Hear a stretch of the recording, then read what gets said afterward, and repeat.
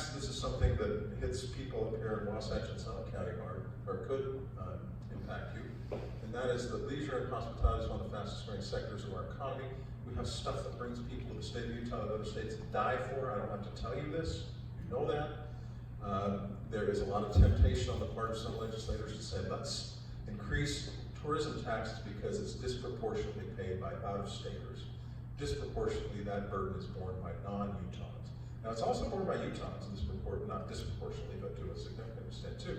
When we all like to go down to Moab and Arches and Grand Staircase or Bryce Canyon, if you want to increase the tourism tax or give the local agencies, the counties and the towns, cities, the ability to raise their transit room tax rates, we could all be paying more to stay at Ruby's Inn, for example, or the hotel in Moab. So, you know, it could hit Utahns too, but it's disproportionately borne by people who don't live in Utah.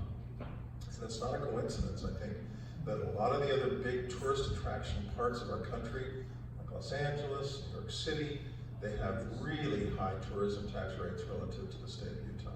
But I'll tell you something else. When we start talking about this, one of the things that the Representative Quinns and I also want to recognize the presence of a number of my other colleagues, Representative Carol Spackman-Moss, who is our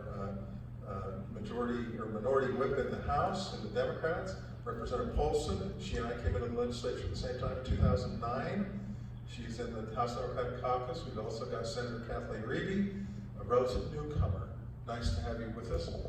But when we talk about these things up there, when we start talking about the possibility of increasing tourism taxes, you know who we hear from immediately? We hear from Enterprise Rental Car and other people like that who come to us, legislators, and say, don't be doing that. Don't be talking about this. This impacts our business. So much like we saw with the idea of taxing services that were previously untaxed, people who are they see the prospect of getting greater taxes on their services, they have a tendency to go out and hire lobbyists and come talk to us. I don't know if you knew that. Anyway, tourism taxes